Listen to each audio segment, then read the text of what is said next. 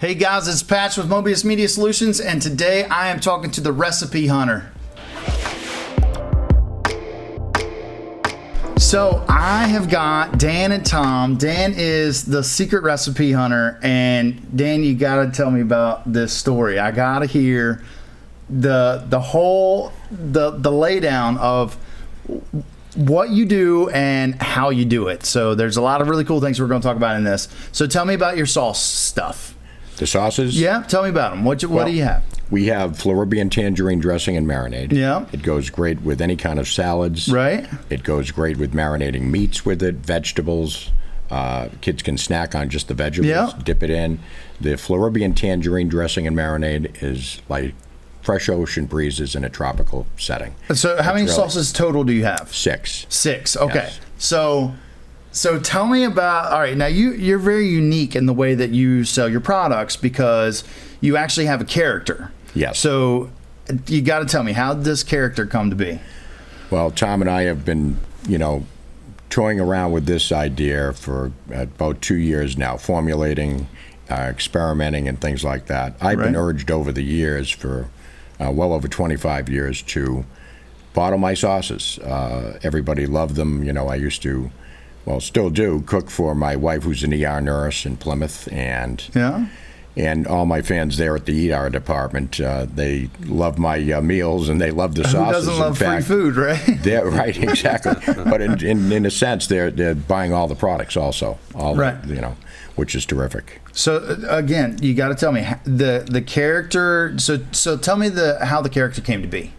What was the idea behind the secret recipe? Tell you about that. Well, I think we were looking for something that was going to be unique as far as we would kind of do a brand or a logo that we were looking for. And Dan, because he had traveled so extensively over the years, we thought, why don't we try to tie that in? And we kind of got in between this J. Peterman and Indiana Jones type character that, scours the globe looking for lost and forgotten recipes. I'm trying to bring this kind of to the millennials today that don't really have that family cooking experience where they have mom's recipes and stuff like that. So that's kind of how that came about. And the character of the secret recipe hunter is sort of like a kid with a coloring book. We just started piecing little things together with the safari jacket, and then Dan said, hey, what about a hat? And we went out and looked for hats. He tried on how many different hats did you try on? Half dozen anyway. and finally came up with this look. And then it was like when he walked in that day with the outfit on, I said, that's it, we're done. That's you got the character, you nailed it, and that's where it began, with the character and the brand and the logo. So Dan, you truly are a world traveler. You do go out and try to find these recipes everywhere. Yes. I mean, so some of it is a shtick, but some of it you truly are. I truly am the secret recipe hunter. Right. Absolutely. I live that day to day and throughout my life. Over 25 years at least, I've collected, since a kid actually, collected recipes from families, friends, people that I don't know. I go into a restaurant in Ireland and, I'm already cooking with Jimmy O'Shea and Kilcarney, at the Lake Hotel. So it's things like that. I've met several chefs, famous chefs, just, local chefs. In England, in Wanstead, England, we went into this pub and became very close with Noel and his wife. And, he invited me back in the kitchen, and they do kind of simple food in England where it's meat and potatoes. But the famous one that's soon to be famous is steak and ale pie, where I got that recipe from him. So, and all over the, course of Italy and in Orvieto, I had the opportunity of cooking with a chef that had a 25-foot wood-fired grill. And, they're bringing in the wood and firing up and doing different kinds of meats and vegetables. So are you literally just walking in to a restaurant and saying, hey, I want in the back? Well, Patch, let me tell you that I've known Dan for over 25 years, and my wife and his wife are good friends, and we often go out for dinner together. And within 5 or 10 minutes of sitting down at the table, Dan has disappeared. and it's it took a while to figure out what was going on, but we all soon realized if you want to find him, just go to the kitchen. Well, look for the chef who he's managed to drag out of the kitchen to have a conversation, and many times he he's brought the chef back to the table to introduce him to the family. So it's a lot of fun. I mean, you get to meet a lot of interesting people, and Dan certainly manages to keep the conversation pretty lively. So that's really awesome, because a lot of people, you'd be surprised, there's a lot of business owners that are really, really, timid about getting their products out, and going and finding other people to help them research those products, projects, and so it's really cool that you go into the kitchens, but you also do something else that's unique and I think pretty cool. Is you actually go to supermarkets and food stands and talk to customers face to face, direct. Absolutely. So you got to be like the king of the 30-second pitch. I mean, you got to get people to stop, come over. Right. So tell me a little bit about that. How do you actually draw people in to? We do samplings in any food place that we're in, any market or wherever we are doing sampling. There's the key to get the customers to taste the product. Once they taste the product, everyone rave reviews. They love it, and they buy it. We are very successful at doing samplings. We'll go through a case of each product easily in a 3-hour period of sampling. Right. I give them a quick description of each product as they're tasting. I have all the samples lined up. Right. And everything is prepared fresh so that they really enjoy and grab onto it. And, I won't mention brands, but, national brands, people have said they've switched to our sauces, especially like the Italian Love Story. Right. Classic Italian sauce that's just phenomenal. Right. We've even gotten to the point now in the store where when Dan will be doing his pitch, that customers will ask to take a picture of him. Oh yes. With the customer and a sauce in their hand. And that's kind of the. Cool, I mean, it's the character. You're really bringing this character to life. It was funny. I got to tell you a funny story. There's this one woman who worked for the Boston Police Department, and she was inside, not as a police officer, but she worked for the captains, I believe it was. And she wanted me to autograph the bottle of the Italian Love Story. I said, and she wanted a picture with me. So, we make friends wherever we go. People love it. We love to participate in those kind of things because that's what gets the product tasting for the sampling for the customers. Yeah. They get to taste it. That's how we build our customer base. Now, so speaking of customer base, you are on Cape Cod, Massachusetts, right? Yes.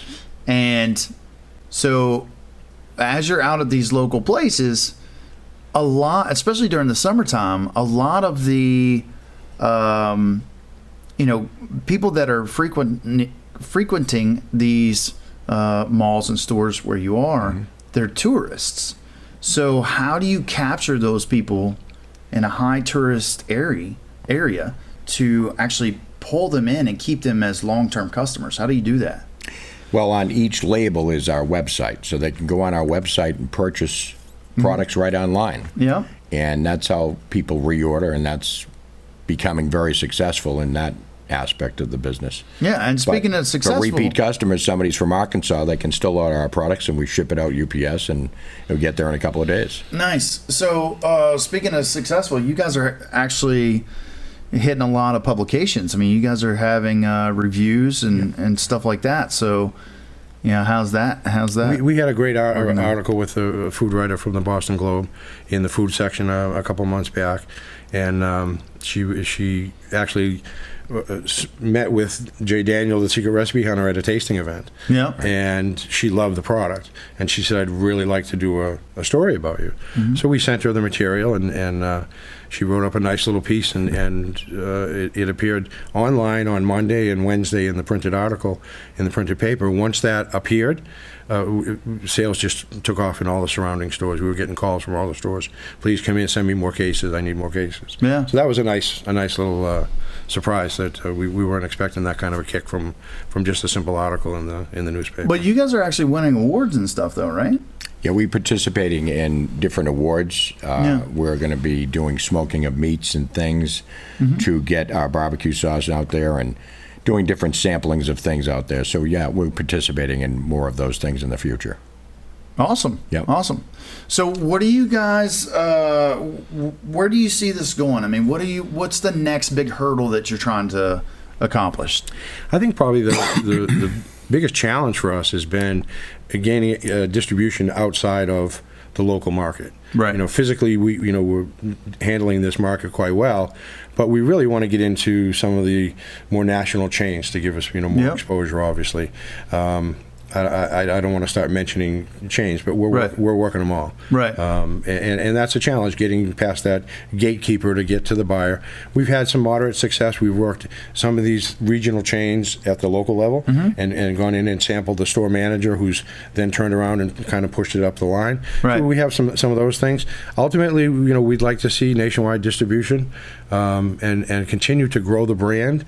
And we have a list of product extensions. We have each right now, basically, we have 2 dressings and a flavor of each of the others, but we'd like to have 3 or 4 flavors of sauce, Italian sauce. So you're just adding to your product line over and over and over. So so you were telling me a little bit earlier, you were talking about, some of the testing that goes into actually getting a recipe, and you don't have to give away any secrets, but just as part of product development, when do you say it's ready to go? Like, when do you say it's ready to go to market? After I've sampled about 50 or 60 people, family and friends, basically, and that's how this all evolved, with just people tasting it and said, "Oh my God, Dan, you have to bottle that sauce." Yeah, it's really fantastic. It's really not as easy to just go and bottle the sauce. Right. I mean, you have to go through procedures, USDA approval, the labeling. There's many steps prior to that. Is that extensive? It's very extensive. It took us 2 years to develop all of that and to learn that process. So how do you keep motivated to keep going? My family, friends and family that believe in me and the sauces. So from this might be pushing the edge of personal, but that's kind of what this podcast is about. But you really have invested a lot into getting this thing up and going. I mean, this isn't like just a weekend hobby. This is like a true push. This is what I'm doing for a living right now, even though we're not drawing any salaries at this time, because we reinvest in the products. Yeah. Like Tom had mentioned, we want to do product extensions. Yeah. We're ready to go. We're already in the planning and testing stages of products. Yeah. And then I'll bring it before someone to, approve it, if you will. Have to get approval for labeling, barcoding, and everything like that. Processing letters of how you process the product. Yeah. Everything is so stringent today, and different things that you have to follow the course. And sometimes I don't like walking like a turtle. I like to run. Right. Exactly. I get a little anxious. Tom kind of pulls the reins back a little bit. So you've actually done. Been fairly successful. You said it started 2 years ago, and you don't have to give us numbers, but you actually are on track to double your numbers from last year's revenue. Is that correct? Actually just started last year, about May or June of last year in 2016. Yeah. And yes, we're doubling that number. Yeah. And then we're further growth patterns. We have the plan to market to, like Tom said, national stores, or certainly regional stores that have multiple units. Markets that are, more on the upper scale. This could fit in any product line in any store. Right. So, my family has invested, a lot of, my wife is an ER nurse, and she's actually, borrowed money from her 401k, so we really believe in it as a group. Yeah. It's a group effort. Yeah, family effort, yeah. Okay, so if you were going to give other business owners really to have a product to offer, if you were going to give them a piece of advice that you've learned, and you said this business has been 2 years in the making, but you've had a lot of businesses. Yes. So if you were going to give a piece of advice to other business owners, what would you say in your 25 plus years of experience? What would you say is your advice to them growing a business? Well, first of all, you have to believe in your product. You have to have the passion. You have to have the love for it. You have to have the time for it. You have to dedicate your time for that. You have to have patience, and you have to believe in it wholeheartedly.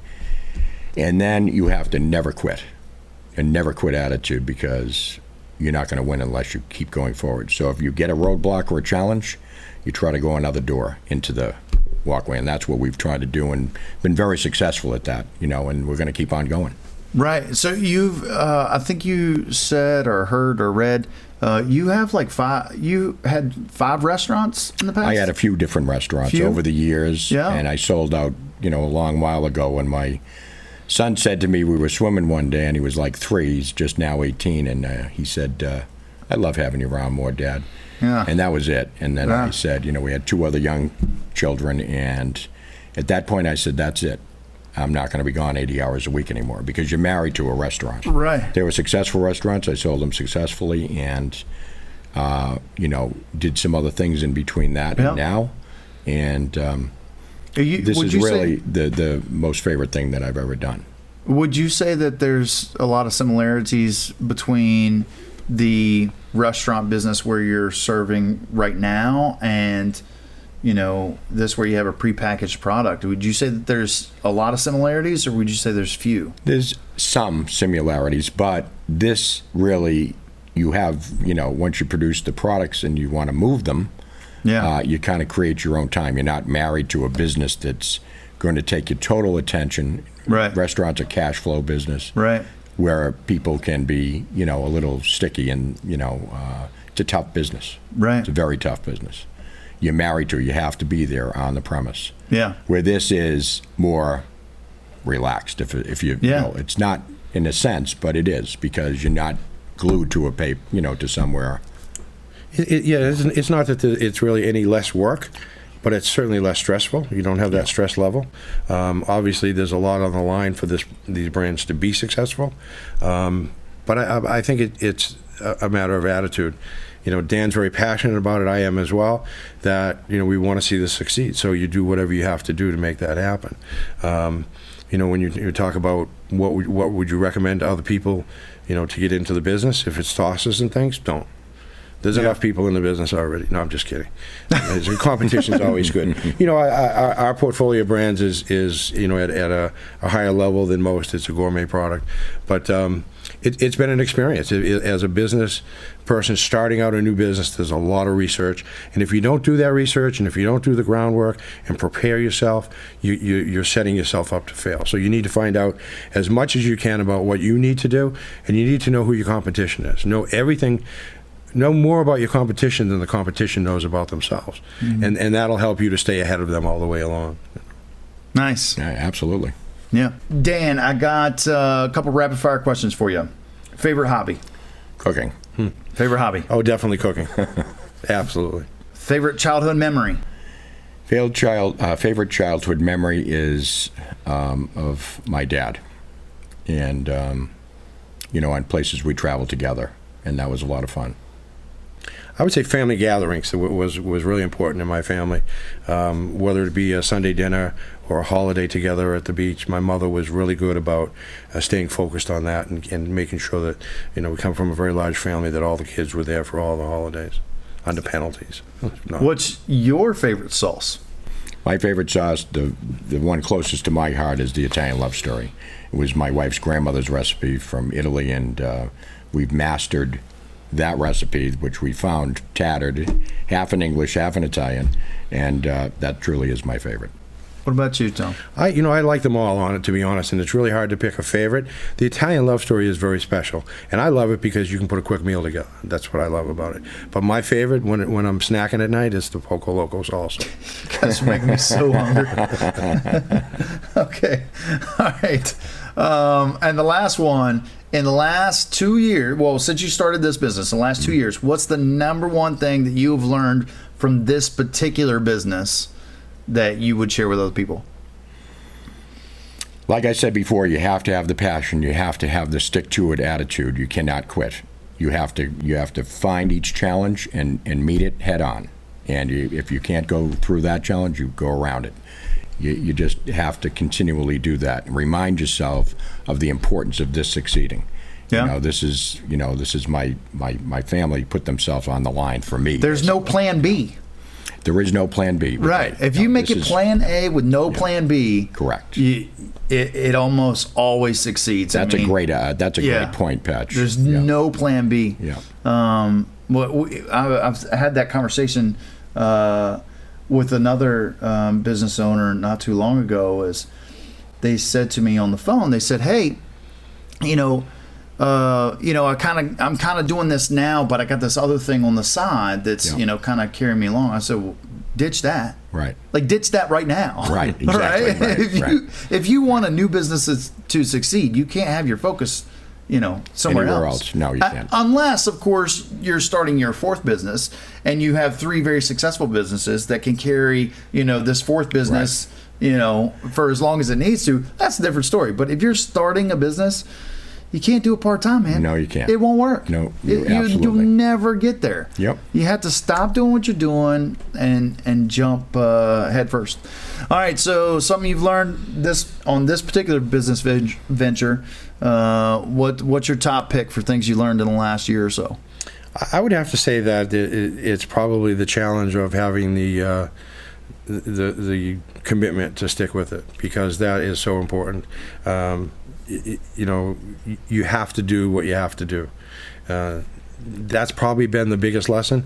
If you let up at any point, you can watch the sales just go away. Yeah. If you stop paying attention to online, it goes away. If you stop paying attention to a store, it goes away. If you stop paying attention to new business, it goes away. So you got to stay focused, and you got to stay, driven. Well, thanks so much, guys. My name is Patch with Mobius Media Solutions, and we'll see you on the next one. Hey, thanks so much for checking out this episode of our podcast. If you guys like the content that you just saw, would you do us a favor and go ahead and hit the subscribe button down below? It really helps us know that we're making the right kind of content that you guys want to watch and listen to.